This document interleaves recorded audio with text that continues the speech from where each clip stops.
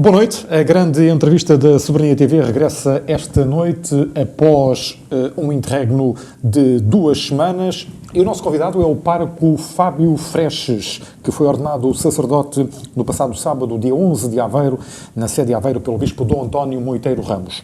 Padre Fábio, boa noite. Muito obrigado por estar connosco. É um prazer recebê-lo aqui na Soberania TV, naquela que é, deduzo, a sua primeira entrevista depois de ordenado. E é por aqui que começamos. Como é que foram as emoções do sábado passado? Antes de mais, boa noite e obrigado pelo convite também que me fizeram. Relativamente à pergunta que me faz, é um misto de sensações. É o nós sentirmos-nos pequeninos perante tão grande mistério, não é? Tão grande... as pessoas começarem a confiar, já começavam, mas agora de uma maneira ainda mais a partilharem a vida connosco. Se nós formos a ver bem, o Padre traz Jesus à Terra, não é? Como se costuma dizer, e foi um misto de emoções entre sentir-me pequenino, sentir-me não digno, sentir-me muito feliz, sentir-me extremamente feliz, e depois também sentir aquela ausência daquelas pessoas que foram marcando a minha vida e que uma delas já está, pelo menos 2 delas já estão junto de Deus, que foi o nosso antigo bispo, o Sr. Dom António Francisco dos Santos, que já faleceu, e foi a minha avó, que desde pequenina, e também tudo isso a reviver naquele momento. Mas depois é um momento de, olha, estamos para o serviço e vamos para a frente. Dom António Francisco dos Santos foi uma pessoa marcante neste seu percurso? Sim, também. Foi o bispo que me acolheu quando eu cheguei a Aveiro, porque eu não sou de cá, sou natural da zona da Serra da Estrela, da Covilhã, e foi o bispo que me acolheu e quem eu tive o gosto e... o privilégio de poder partilhar muitos momentos com ele, porque muitas vezes ia com ele, quando ele ia a algum sítio, pedia-me, se não te importas, vens comigo, e então partilhei muitos bons momentos com ele, muitas conversas, e a sua simplicidade, a sua maneira de ser pastor, a sua maneira de amar e de tentar sempre cuidar deste povo que é a Diocese de Aveiro, foi alguém que também me marcou bastante, sim. E a sua avó marcou de que modo? A minha avó, eu vivi a minha infância em dois momentos, digamos, em 2 momentos não, em 2 locais. Durante a semana eu estava com a minha avó e ao fim de semana ia para casa. Não?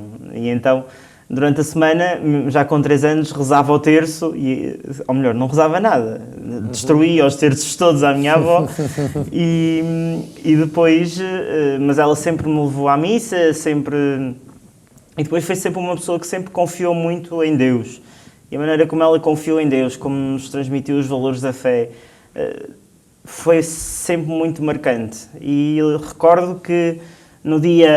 eu fui ordenado diácono, antes de sermos ordenados padres, passamos pelo diaconado.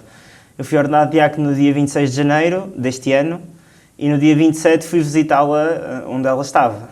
E ela já pouco falava, muito desorientada, muito... mas eu fiz questão de ir lá. E disse assim, pedi uma cadeira de rodas, levar-me para uma sala mais à parte, ela que já não reconhecia, já não dizia nada, já às vezes eram frases soltas ou cantigas, já todas misturadas umas com as outras, e dizia assim, avó, olha, vamos rezar. E ela começa em nome do Pai, do Filho e do Espírito Santo, e eu, ok. E depois rezou o Pai Nosso do princípio ao fim, dei-lhe a comunhão, que tinha levado, dei-lhe a comunhão, e ela abre os olhos quando eu lhe dou a comunhão, abre assim aqueles olhos e foi assim um momento muito marcante e de mais uma vez de confirmação desta caminhada e portanto ela mesmo longe foi sempre este sustento na minha caminhada vocacional. Muito bem, menos de 24 horas depois da ordenação teve a oportunidade de celebrar a Missa Nova no Cine Teatro São Pedro e foram mais emoções que despontaram em si, provavelmente. É verdade, porque para já foi aquela incerteza de sabermos o número de pessoas, não é? Não querendo pôr ninguém na rua, não querendo pôr ninguém de parte, mas quisemos que fosse uma celebração para a cidade de Águeda. Não? E quando nós falamos de Missa Nova, ou Primeira Missa, que é assim porque a Missa Nova é no dia da ordenação, mas a primeira missa que o novo padre preside é um misto de sensações. Para já, eu dizia ao padre que estava comigo, eu não sei se sei celebrar a missa, porque é a primeira vez, não é? Depois também querermos cumprir as regras, porque acho que é muito importante nós nestes momentos termos esta consciência que também estamos a viver uma situação difícil, e mesmo na ordenação. Já algumas pessoas tiveram que ficar de parte e então vieram à missa nova, foi necessário fazer aqui uma gestão. Mas celebrar a primeira Eucaristia foi qualquer coisa que eu ainda não consigo explicar, ainda não consigo dizer o que é que aconteceu, porque foi para mim, não é a concretização de um sonho, mas foi para mim pôr em prática não, foi para mim, nem sei dizer, porque foi tão grande, foi tão especial, ver rostos dos vários sítios por onde eu fui passando, quer cá em Aveiro, quer durante o tempo que estive a estudar nos seminários de Lisboa, gente de sítios das paróquias onde eu fui estando, porque antes de estar aqui em Águeda estive em Oliveira do Bairro, aqui perto, depois estive em Aradas e depois já algumas paróquias de Lisboa, onde fui aprendendo e ver gente dessas mais diversas zonas e ver a minha família assim na primeira fila, lavada em lágrimas, porque nunca esperaram que eu chegasse a padre.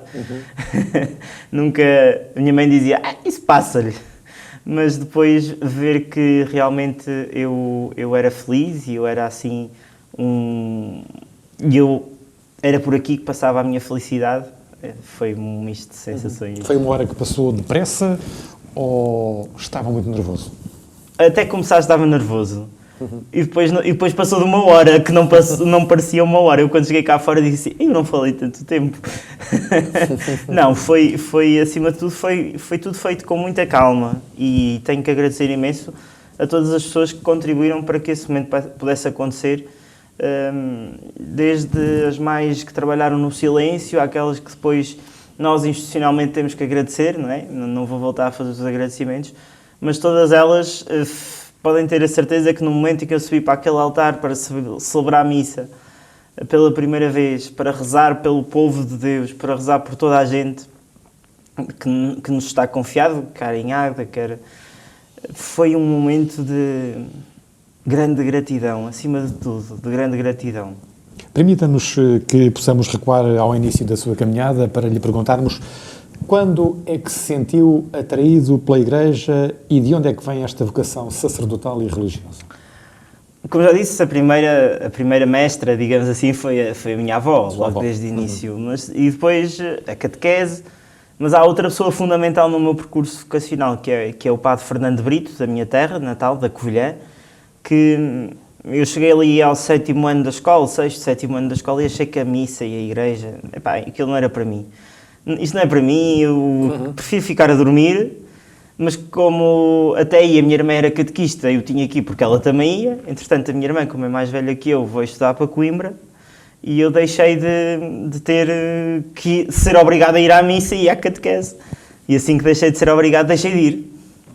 Mas esta pessoa, este homem, que hoje já tem assim, uma idade muito avançada e que fez questão de estar cá no sábado passado para me revestir com a casula, que é a veste própria do padre, nunca desistiu de mim. Então todas as semanas me telefonava para casa. Olha, tu tens que vir à catequese. Olha, tu tens que vir à missa. Olha que o teu lugar está vazio. E fez uma coisa que nós hoje em dia é raro fazer. Confiou e não desistiu. Nós ao primeiro não, às vezes desistimos logo. Desistimos das pessoas, desistimos do que quer que seja. Mas este homem sempre insistiu e nunca me obrigou a nada. Mas sempre a insistir, sempre a convidar, sempre a notar a minha ausência e sempre a convidar. E a partir daí, quando no casamento de uns primos meus, no fim da homilia, olha, e o Fábio não se vai embora sem vir falar comigo à sacristia. E nós pelo telefone podemos dizer que não, mas presencialmente a coisa, quando a gente se compromete, a coisa é diferente. E então a partir daí comecei a ir à catequese, depois comecei a querer acolitar, que são as pessoas que ajudam o Senhor Padre, vestidas de branco, para quem não está tão dentro deste assunto. Ajudar à missa, como se costuma dizer. Ajudar à missa, exatamente. Comecei a aproximar-me cada vez mais do altar. E eu que nunca tinha posto esta questão, que nunca tinha posto a questão vocacional, porque para mim, eu sempre conhecia aquele padre, eu pensava que os padres eram eternos, se calhar. Comecei a pôr a questão de, se calhar Deus também me pede qualquer coisa mais. Mas eu não queria. Eu não queria, o meu pai aí não queria, e a minha mãe de certeza que não achava muita piada. Portanto, Eu disse numa entrevista que dei também para um jornal lá da minha terra, que acho que a parte mais difícil que eu tive que fazer foi dar a notícia aos meus pais que ia para o seminário. Não foi tomar a decisão de ir, mas foi de comunicar-lhes que... porque eles sempre idealizaram netos, um futuro. Eu, aliás, já tinha vindo para a Universidade de Aveiro, já tinha estado a trabalhar, já estava a trabalhar no DIAP de Aveiro, fazer estágio no DIAP de Aveiro com perspectivas de depois poder trabalhar na área da investigação e, de repente, digo-lhes, pai, mãe, olha, eu vou para o seminário. Aquilo caiu assim, bem, pronto. Mas então foi uma descoberta progressiva. Ou seja, acho que nós às vezes pensamos que bateu um anjinho à porta, agora tens que ir para o seminário. Não, agora olhando para trás é ir vendo os sinais que Deus foi pondo na minha vida. As pessoas, os gestos, os rostos. Só para ter noção, eu vim viver para Aveiro e conheço a Universidade de Aveiro. E então eu fui viver para as residências da universidade. E eu que vinha também para fugir um bocadinho à vocação, um dos anos que fiquei na residência da universidade, da minha janela eu conseguia ver o seminário de Aveiro, que fica mesmo do outro lado da estrada todos os dias. Então aquilo foi mexendo também comigo e eu resolvi dar uma resposta. Portanto, podemos considerar que foi uma decisão tardia? Eu não diria tardia, eu diria que foi... Porque nunca é tarde. Sim, para nada. Eu diria que foi... Até porque eu queria apressá-la. Quando eu achei que o caminho era por aqui, os formadores, os padres que me acompanhavam no pré-seminário, que é a etapa antes do seminário, eu disse-lhes, bem, eu quero ser padre, eu acho que Deus me chama a ser padre, e portanto não quero continuar o curso, nem sequer quero acabar o curso, quero já começar. E eles disseram, não, vais primeiro acabar o teu curso, fazer as coisas com calma, e depois, porque se Deus te chama, se Deus te quer padre, mais tarde ou mais cedo vais acabar por... E então vais fazer as coisas com calma, ou seja, por isso é que eu não digo que tardia, mas sim num momento de Deus e não num momento que eu queria. Perdeu-se um investigador e ganhou-se um padre. mais ou menos isso. Pois as coisas de Deus têm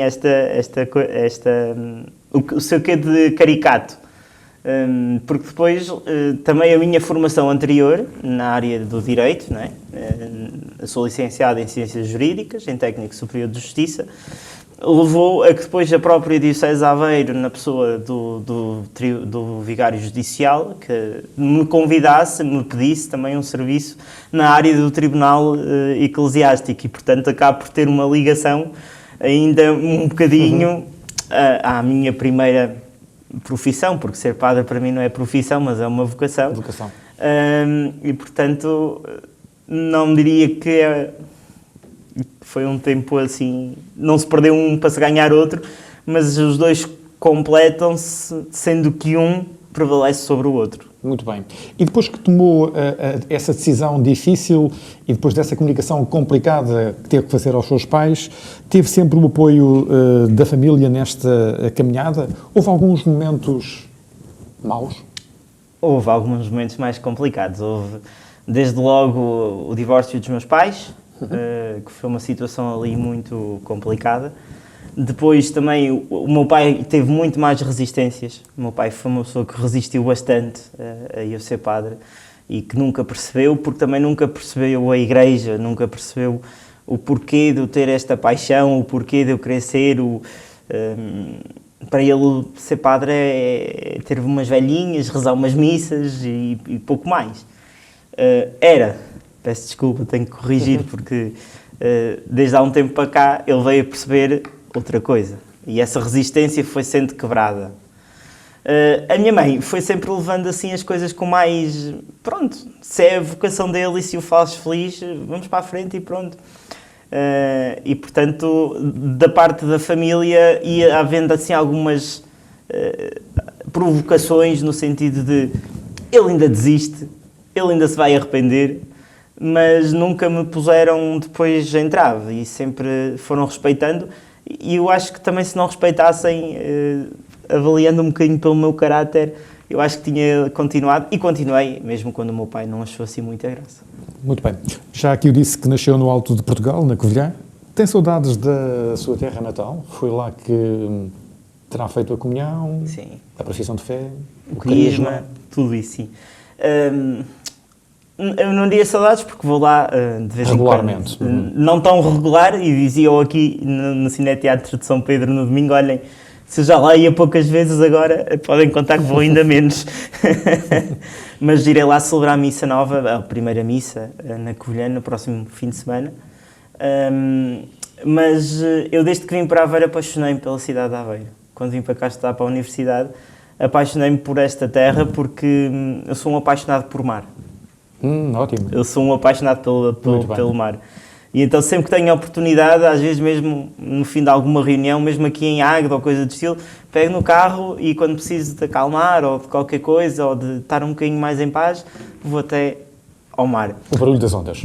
Agora descobri outra paixão que nem sequer sabia que tinha, que é que os nossos rios, que volta que não volta, vou até ao Alfosqueiro, vou até para serenar, gosto muito de água e eu apaixonei-me pela cidade de Aveiro e portanto não posso dizer que tenho saudades de uma ou de outra, mas que Aveiro foi a cidade que eu escolhi para viver.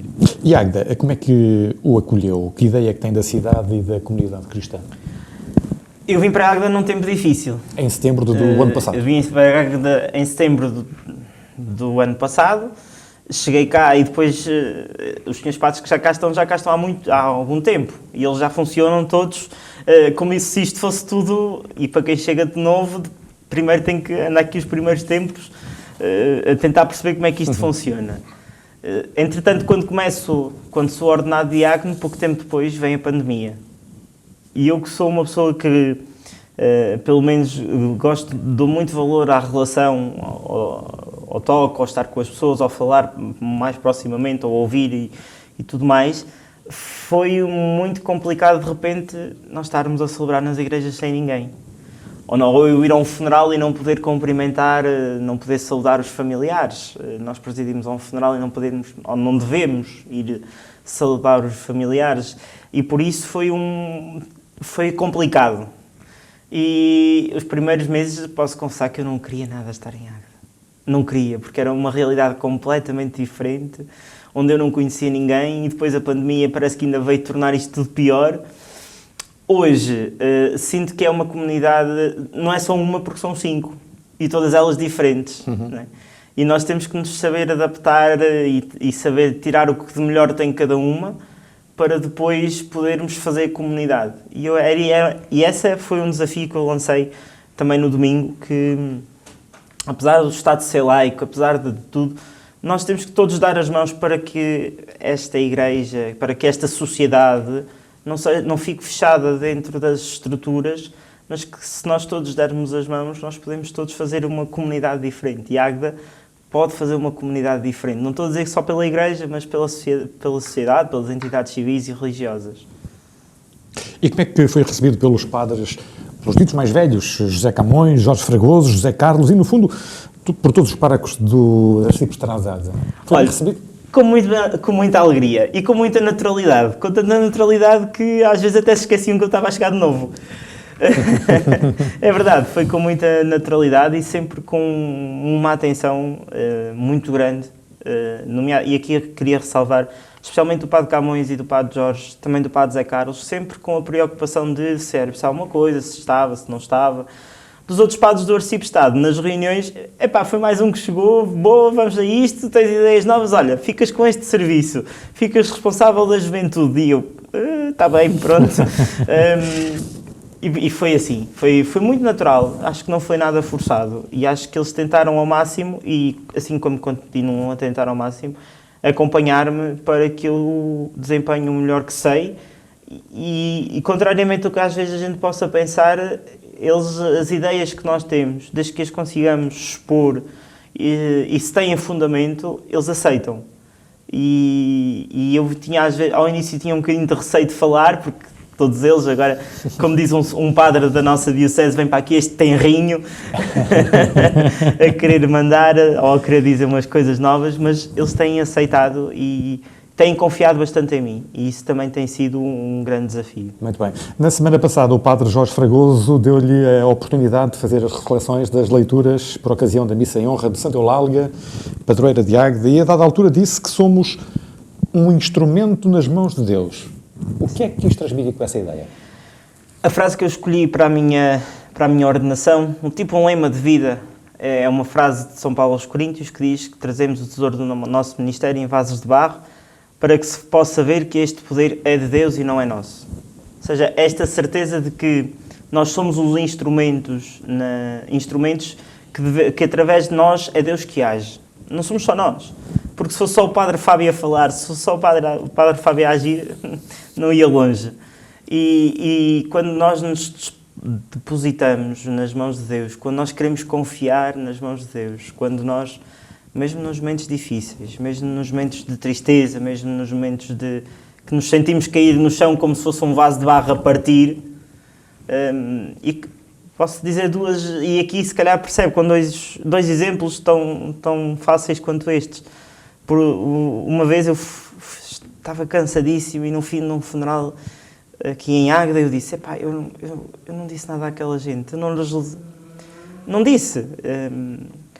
E nesse dia à noite recebo uma mensagem no Facebook da paróquia, obrigado pelas palavras que nos dirigiu, porque nos deram esperança. E aí está o homem a ser instrumento nas mãos de Deus. Uhum. E a outra foi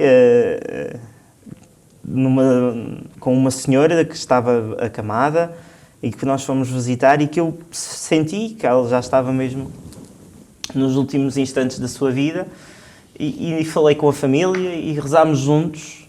A senhora começou a serenar e depois de lhe darem a Santa Unção, a unção dos doentes, a senhora serenou e eu saí e quando cheguei à paróquia recebo um telefone, olha, a minha mãe já partiu, mas partiu com uma paz e ficámos todos com uma paz que eu não sei dizer como, mas nem parece que ela partiu. E isto tem sido assim, estas surpresas de Deus, de sentir-me usado no bom sentido por Deus, é que também me vai dando força para continuar. Nessa mesma Eucaristia, mais adiante, defendeu que seria bom que dessemos efetivamente as mãos, construíssemos comunidade e fôssemos exemplo pela nossa vida de caminho, de partilha, de generosidade e de esperança, neste tempo em que estamos todos cheios de medo e de incertezas. Não é isso que tem sentido desde que está em Águeda? Tenho sentido, mas sinto que precisamos ainda mais. Porque neste momento os pedidos de ajuda têm sido cada vez mais.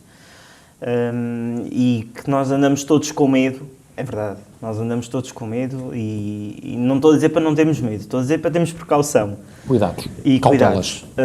E por isso sinto que nós podemos refugiar-nos neste bicho que é a Covid para nos desculparmos de tudo. Para nos desculparmos de ir à missa, para nos desculparmos de ir à catequese, para nos desculparmos da catequese, para nos desculparmos das nossas obrigações, porque ser cristão também é estar atento ao outro. Uhum. Também é ajudar o outro naquilo que mais precisa. Também é fazer comunidade. E quando eu dizia que é necessário efetivamente que todos demos as mãos para que neste Natal, depois mais à frente disse isso, a ninguém faltasse o nosso conforto, a nossa partilha e a nossa generosidade e que não houvesse ninguém a passar fome, por exemplo, ou viver na rua, porque nós temos duas instituições na paróquia que cada vez têm mais pedidos de ajuda e nós às vezes já não sabemos como dar resposta, que temos o Património dos Pobres e a Conferência Vicentina, e eu estive a falar há pouco tempo quer com o Presidente da Caritas Diocesana de Aveiro, quer com o Banco Alimentar, e eles também estão com dificuldades em ter alimentos e em ter bens para que nós possamos também continuar a nossa ação. E daí eu apelar a que nós dessemos verdadeiramente as mãos, porque nós às vezes, e isto é uma tentação muito de nós homem e mulher, que é, desde que eu esteja bem, o que me sobra eu até vou dando. Agora, quando é preciso, apetecia-me um telemóvel, o X10 ou uma coisa assim, mas vou comprar um mais tão bom, mas de outra marca, para poder partilhar com os outros, aí a coisa já começa a complicar, porque começa a mexer com a nossa vida. E foi nesse sentido que eu disse que era preciso nós darmos as mãos. Sinto que estamos a construir comunidade, mas sinto que ainda há pontas, que ainda há resistências a alguma novidade, a alguma mudança, a algumas novas rotinas, porque foi preciso adaptar a muita coisa. E por isso eu lancei esse apelo, no dia da nossa padroeira, que nós tivéssemos a coragem de pôr as nossas diferenças, e não andasse cada um a tratar da sua quinta, mas que fôssemos verdadeiramente família. E onde é que isso se sente mais? Na zona urbana ou na zona mais rural, nas periferias da cidade? Eu diria que é um pouco por todo o lado, não é? Eu diria que é um pouco por todo o lado, porque nós, às vezes nós temos, e desculpa eu que vou dizer, a Águeda, neste momento é uma privilegiada, tem 4 padres para 5 paróquias. 4 padres para 5 paróquias é, assim, quase uma coisa fora do comum. Se formos à Diocese de Coimbra, por exemplo, a Diocese de Coimbra tem padres que têm 11 paróquias. Um único padre tem um conselho inteiro à sua disposição. E então, às vezes, esta pode causar alguns... Eu tenho missa cá na minha zona, portanto vou esperar que o senhor padre venha. Eu quero assim e vou esperar que... E então vamos estando todos um bocadinho acomodados. E acho que precisamos um bocadinho de voltar à origem, à mãe, que é a Igreja Matriz, nos 14 lugares que tem, nos 13 lugares que tem, e nos outros sítios também, ter sempre como referência a Igreja Mãe. Porque são 5 paróquias, mas depois tem muitas capelinhas, e cada uma a querer ter a sua missa, a querer ter a sua festa, a querer ter... Não é fácil. Não é fácil. Depois da ordenação, já sabe qual será a sua missão nos tempos mais próximos? Vai continuar em Águeda? Para já sim. Para já, tanto quanto sei, a não ser que haja alguma surpresa, vou continuar com os serviços que tenho. Pelo menos o Sr. Bispo não disse nada em contrário. Para já, pelo menos, não estou a contar ser removido tão depressa, sim. Mas, como eu disse, estou disponível para o que ele entender. Porque ele, melhor que ninguém, sabe as necessidades da Diocese, conhece-me e sabe-me também como é que eu sou e as minhas capacidades e aquilo que eu posso ou não posso fazer também. Mas, para já, não vejo a possibilidade de sair no imediato. Que ideia é que tem do Papa Francisco, chefe da Igreja Católica Romana? O Papa Francisco é uma pessoa que faz aquilo que nós temos muita dificuldade em fazer, que é descomplicar. Porque muitas pessoas dizem que ele veio revolucionar, veio abrir, veio... E veio? Ele simplesmente está a dizer as mesmas coisas que já são ditas há não sei quantos anos, mas por palavras mais simples. De uma forma mais objetiva. E simples. E simples. É? Que toda a gente entenda. Exatamente. E acho que esse é o maior desafio para a Igreja, para mim como padre, que é aquilo que é a palavra de Deus, que é o Deus de Jesus, que é um Deus próximo, que é um Deus que não castiga, que é um Deus que não condena, que é um Deus que nos aceita, que é um Deus que nos ama, que é aquilo que o Papa Francisco diz, não é? E que na Igreja todos têm lugar. Isso já está dito desde há não sei quantos anos. Quando vieram falar agora destes temas mais polémicos, o que ele não está a trazer novidade nenhuma. Abriu foi algumas portas que já se podiam ser abertas, mas que se calhar nós, porque gostamos de ligar o tal complicómetro, não as queríamos ver. E ele, na sua maneira simples, na sua maneira próxima, na sua maneira humilde de estar, tem-nos ajudado muito também a descer à terra.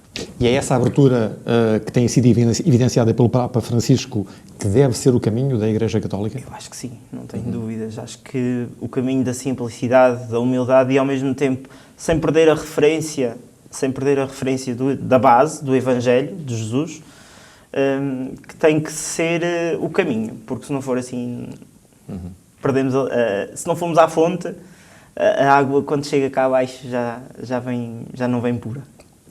Há uma abundância de argumentos históricos e até teológicos a favor e contra o casamento de padres. Qual é a sua opinião? Qual é a minha opinião? A minha opinião vou brincar, não me casem neste momento, estou bem assim. Não, até ao século IV, se não estou em erro, os padres casavam-se. Os padres católicos casavam-se.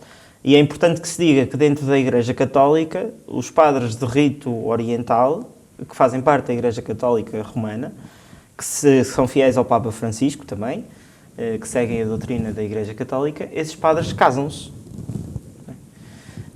Nós temos uma outra opção, que é optar por entregar a nossa vida a todos. Não só a uma pessoa, a dedicar-nos a uma pessoa só, mas a que o povo possa sentir que tem alguém dedicado inteiramente a ele. E a minha opinião é que seria muito difícil, se nós tivéssemos família, se eu tivesse família, seria muito mais difícil esta abertura, esta disponibilidade para todos. Eu no outro dia disse que eu já não ia há 6 meses a casa e alguém ficou a olhar para mim, tipo, este tipo é doido. Mas não é só por isso, mas é também nesta dimensão mais de termos um coração aberto a todos e não mais concentrado e mais preocupado numa família só.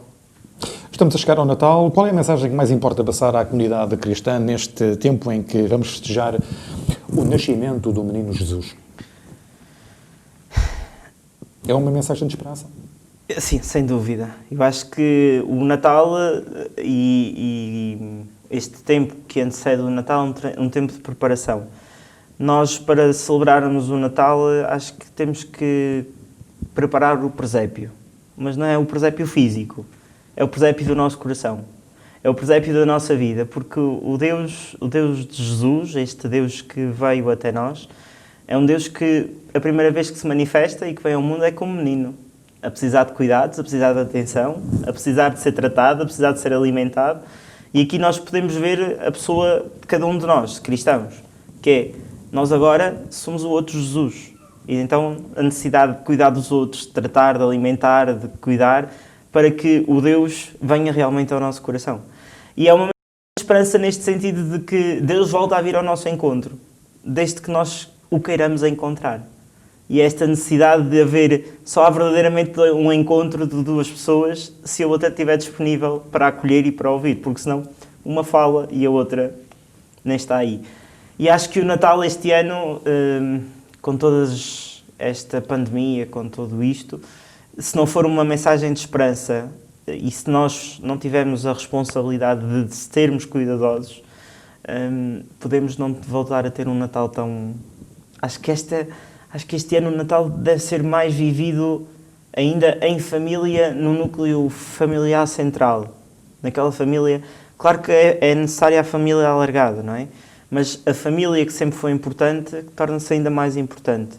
E podermos celebrar o nascimento deste Deus menino, acho que para nos tirar as peneiras, para nos pôr no nosso sítio, para que ele entre no nosso coração e possa chegar ao coração de outros, é uma mensagem de esperança de que Deus vem como criança, mas que vem para nos ajudar a crescer. Que cautelas é que a Unidade Pastoral de Águeda vai colocar em prática nesta quadra natalícia?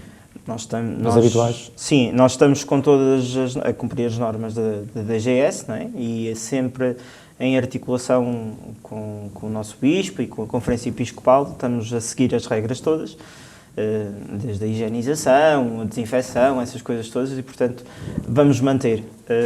Posso dizer que só não é porque nós não estivéssemos a cumprir as normas de segurança, mas porque achámos que estávamos a perder o essencial da catequese. Nós resolvemos suspender a catequese até dia 18 de janeiro, por exemplo. Agora, relativamente às celebrações, vamos continuar a ter as equipas de acolhimento, que vão indicar os lugares às pessoas, que às vezes é difícil, porque eu sempre me sentei ali, pois, mas hoje não pode, tenho que sentar noutro sítio e tal. Tudo isto tem sido assim, as pessoas já vão começando a habituar-se e, portanto, vamos manter os cuidados, vamos ter todos os alertas e celebrar como deve ser e com as condições de segurança. O que é preciso para que o padre Fábio Freixo seja, em permanência, um homem feliz? Isso é uma pergunta que eu gostava de lhe responder muito sinceramente, mas acho que acima de tudo é que eu sonhe aquilo que Deus quer para mim e não queira ser eu a fazer tudo. E eu às vezes tenho essa tentação de querer fazer só por mim e esquecer-me que há alguém por trás. Quando o Sr. Bispo nos ungiu as mãos, os nossos padres são ungidos nas mãos com o óleo do crisma, sentir a força do Espírito Santo e que a partir de agora estas mãos já não são só minhas, são mãos para o serviço, foi a coisa mais feliz que eu senti. E agora, nestes 3 dias como padre, celebrar a Eucaristia pelo povo, em primeiro lugar. A primeira Eucaristia foi por todos. Depois celebrar também pelos meus familiares já falecidos, oferecer o sacrifício. Não consigo explicar a felicidade que é e o pequenino que me sinto perante este desafio. Padre Fábio Freixo, chegamos ao final da nossa conversa. Foi um gosto tê-lo connosco. Fazemos votos de muito sucesso na sua caminhada. Desejamos-lhe um Santo Natal, com saúde e, como diria o Padre Francisco Júlio Grangeia, um ano novo cheio de Natal. Muito obrigado pelo convite e espero que possa também ter ajudado a explicar algumas coisas e que alguns jovens também que sintam a inquietação, que não tenham medo e que este Natal seja verdadeiramente Natal, construindo o presépio no nosso coração, para que o Deus que vem em menino nos ajude a crescer. Muito obrigado. Muito obrigado. Por hoje é tudo. Obrigado por nos seguir no Facebook, no YouTube e em Spotify. Boa noite e até para a semana.